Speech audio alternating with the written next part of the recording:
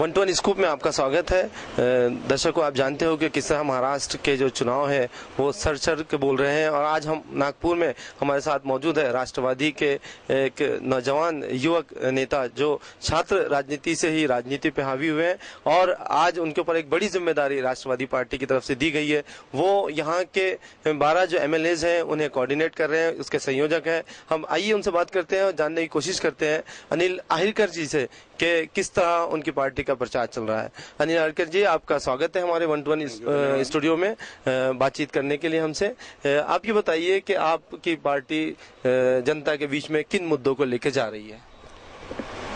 जनता के बीच में हम लोग विकास के मुद्दे को लेकर लड़ाई लड़ रहे हैं। वैसे भी महाराष्ट्र इस देश के अंदर में पहले क्रमांक पर है।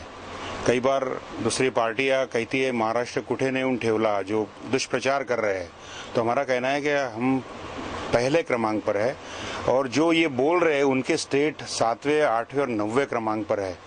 तो वो क्या चाहते हैं हमारे समझ के बाहर है।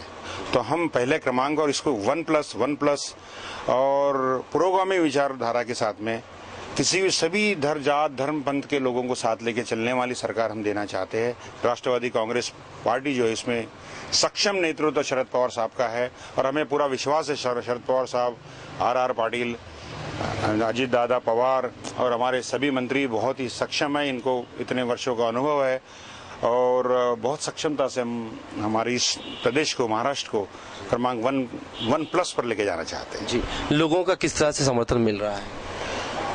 देखिए, अभी तक हम लोग सेक्युलर विचारधारा के स्वरूप कांग्रेस के साथ हमारा गठबंधन होते रहा, अच्छी बात है। जातिवादी और जो पार्टियां धर्मनिरपेक्ष नहीं हैं उनके विरोध में एक विचारधारा एक जगह आनी चाहिए, क्योंकि पार्टियों विचारधाराओं पर पार्टी चलती है, किसी मुद्दे पर किसी आदमी पर पार्टी नहीं चलती है। तो हम उस विचारधारा के साथ जुड़े थे, इसलिए अभी तक हम मिल के लड़े। लेकिन सडनली उन्होंने जो हमें ऐसा लगा कि हम फिर वापस मिलकर लड़ाएंगे, लेकिन सडनली उन्होंने हमारी साथ छोड़ दी। तो भी हम पूरी तरह सक्षम हैं। हमने महाराष्ट्र के अंदर में पूरी सक्षमता के साथ में 288 उम्मीदवार, पूरे उम्मीदवार खड़े हैं और सब जगह बहुत आसानी से हमको इसकी अवेलेबिलिटी हुई है और इनके साथ में बहुत ही मजबूती के साथ में हमारी पार्टी एक पर्याय, तीसरे पर्याय के रूप में हमें देख रहे हैं। कांग्रेस और भारतीय जनता पार्टी, ऐसा लगता है कि दो ही पार्टियां है, लेकिन अभी दोनों पार्टी, कांग्रेस के बारे में भी सब लोग जानते ही है और भारतीय जनता पार्टी के दुष्प्रचार को जानते हैं। तो अब तीसरा पर्याय, अभी हम लोग पर्याय के स्वरूप में आगे आए हैं और हम समझते हैं कि दोनों के जो नेगेटिव वोट्स है सारे राष्ट्रवादी कांग्रेस के साथ में आएंगे और हमारी पार्टी पहले नंबर की पार्टी इस प्रदेश में होगी, ऐसा मैं समझता हूँ। जी, जहाँ तक आप अभी तो आप अलग लड़ रहे हैं, लेकिन ये रहा कि पिछले 10 सालों से आप कांग्रेस के साथ रहे, तो क्या आपकी पिछले 10 सालों की सरकार की उपलब्धियां क्या है? खासतौर से शरद पवार जी की, सुप्रिया सुले जी की क्या उपलब्धियां रही हैं?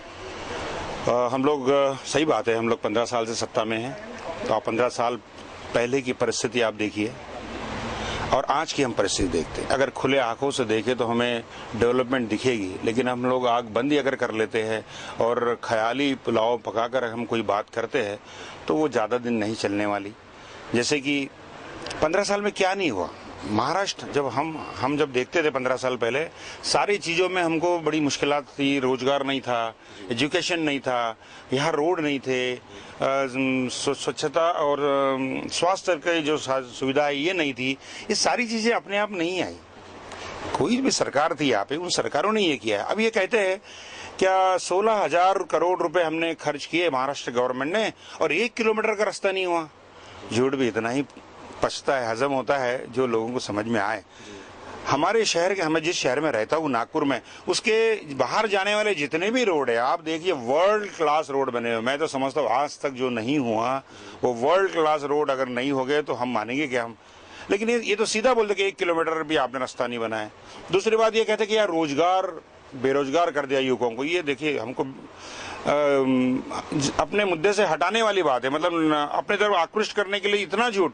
बेरोजगार कैसी बात करते हैं? हमारे शहर के अंदर, हमारे मुंबई में देखिए, हमारे महाराष्ट्र में नागपुर में देखिए, जितनी भी जगह हम लोग यूपी से आए हुए भाई भैया लोग हैं, वो पानी पूरी ये वो इतना बड़े व्यवसाय में है। ऑटो रिक्शा वगैरह हम लोगों के साथ मिलकर हम काम करते हैं। गुजरात से आए हुए जितने गुजराती है, बम्बई के अंदर में पूरे ट्रेड के अंदर में उन लोगों को हमने साथ में लेकर रखा है। ये बाजू का स्टेट भारतीय जनता पार्टी का, जिसके अंदर पूरा राज्य है उनका, रमन सिंह साहब का, सारी बिल्डिंगें बनाने के लिए सारे मजदूर वहां से यहाँ आते हैं। भाई बाहर से आदमी क्यों आएगा? बाहर से तभी आदमी आएगा कि यहाँ रोजगार उपलब्ध हो, क्योंकि पेट दिया ईश्वर ने, 2 हाथ दिए, लेकिन 2 हाथ को अगर हम काम नहीं दे सके तो हम कैसे जिंदा रहेंगे?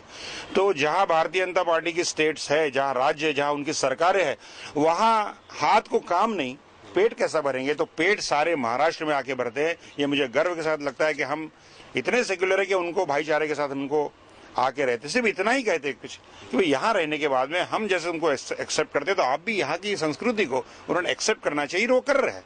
खासतौर से किसानों के मुद्दे को लेकर शरद पवार जी ने जो काम किया है जी के बारे में, दुनिया के अंदर में बहुत बड़ी बात बोलने जा रहा हूँ, दुनिया के अंदर में किसी भी सरकार ने, वर्ल्ड वाइड बात कर रहा हूँ मैं, जितनी बड़ी अमाउंट हमने हमारे किसानों को जो दी है, आज 71,000 करोड़ रुपया, 71,000 करोड़, यह सुन के हमारे दिमाग में आ गया, हम सोच ही नहीं सकते। 71,000 लाख करोड़, इतनी बड़ी अमाउंट इन्होंने दी है। वो दी तो ऐसी फेक तो नहीं दी, इन्होंने उन किसानों को दिए जिनके ऊपर कर्जा हो गया था और जो कर्जे के वजह से सुसाइड करने के लिए आगे बढ़ रहे थे। अभी कैसा, अभी हमारे आगे कैसा पेट करेंगे, क्योंकि निसर्ग से खेती होती है हमारे यहाँ, तो वो उस वजह से उनको तो एक बोलते हैं ना, बहुत बड़ा सहारा दिया है।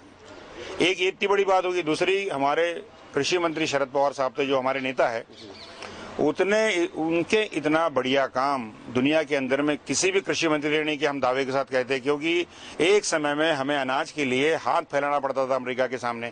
हमने देखे वो दिन जब मिलो खाने को मिलता था, वहां जो इंसान को खाने को नहीं मिलता, वो चीजें अमेरिका में जो जमीन के अंदर जो फेंकी जाती थी समुद्र के अंदर में, वो यहाँ इंपोर्ट करना पड़ता था, क्योंकि हम कुछ तो खाने को मिले। आज तो ये पोजीशन लाई हमारे पवार साहब ने और हमारी सरकार ने कि अनाज हमको रखने को जगह नहीं। हम गोडाउन्स के लिए 90% सब्सिडी दे रहे हैं। भैया 90 रुपए हम देते हैं, 100 रुपए 10 रुपए आपके लगाओ। क्यों? कि अनाज कहाँ रखेंगे हम लोग? आज भी 40 देशों को हम उनके पेट भरते हैं, तो कैसे कुछ नहीं हुआ?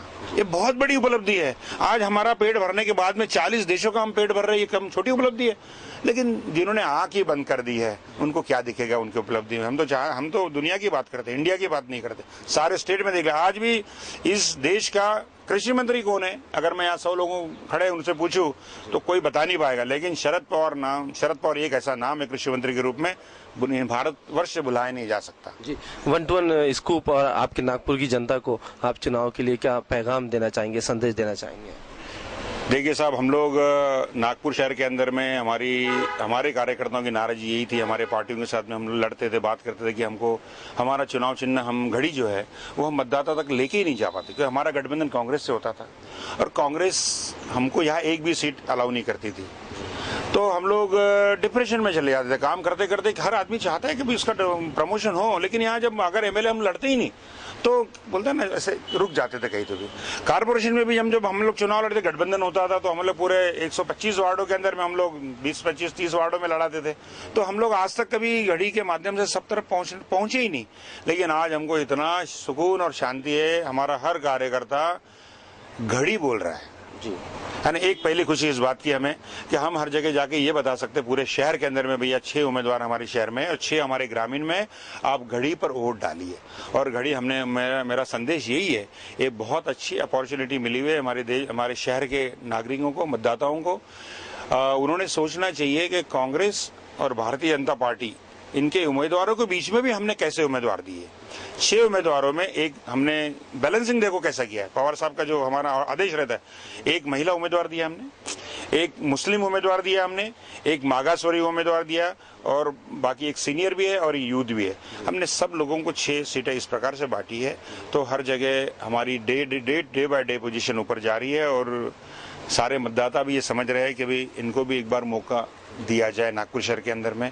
तो मुझे विश्वास है आने वाले 15 तारीख को जो घड़ी का बटन है, वो घड़ी उंगलियों में बहुत ताकत होती है। मैं रेडियो में सुन रहा था अभी क्या उंगली में बहुत ताकत होती है, और सही सही बात है साहब, उंगली में बहुत ताकत है। वो ताकत जो ऐसे अभी घड़ी के बटन पर जाने वाली है वो ताकत, और हमारी घड़ी राष्ट्रवादी कांग्रेस पार्टी चुन के आने वाली है नागपुर शहर के अंदर। धन्यवाद जी, बहुत बहुत शुक्रिया 1 to 1 स्कूप से बातचीत करने का। और हमारे इस चैनल की तरफ से भी आपको शुभकामनाएं कि महाराष्ट्र की जनता भी चाहती है कि उसके लिए कोई शुभ घड़ी आए और जो है वो जो जनता की जो समस्या है वो हल हो। मैं हर्षल चौरे के कैमरामैन हर्षल चौरे के साथ Shakeel Ahmed Jahangir, editor in chief 1 to 1 scoop, Nagpur.